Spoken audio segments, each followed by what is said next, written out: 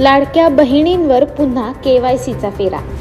लाडकी बहीण योजनेच्या लाभासाठी आता पुन्हा जिल्ह्यातील महिलांना केवायसी करावी लागणार आहे।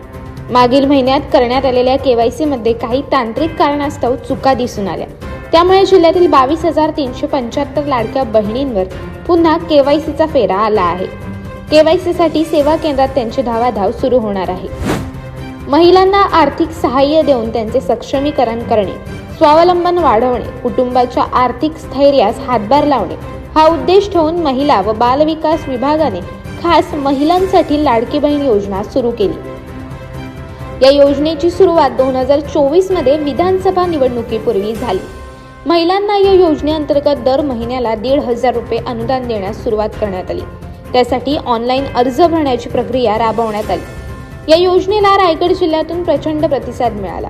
मात्र या योजनेचा लाभ घेताना काहींनी अटी शर्तींचे पालन न केल्याने पुन्हा मुख्यमंत्री माझी लाडकी बहीण योजनेअंतर्गत ई-केवायसी करण्याचा निर्णय मागील 6 महिन्यांपूर्वी घेण्यात आला।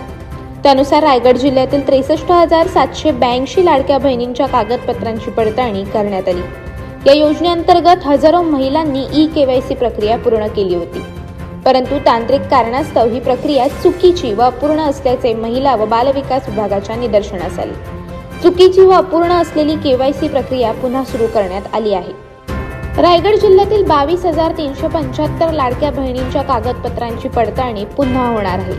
ही प्रक्रिया फक्त 31 मार्च पर्यंत असणार आहे, त्यामुळे फक्त 6 दिवसच शिल्लक राहिले आहेत। या 6 दिवसात ही प्रक्रिया पूर्ण न झाल्यास महिला या योजनेसाठी अपात्र ठरण्याची शक्यता आहे। अशाच अनेक घटना आणि बातम्या जाणून घेण्यासाठी सबस्क्राईब करा आमचे YouTube चॅनल केवी न्यूज आणि इन्स्टा पेज कृषीवल न्यूजला फॉलो करा।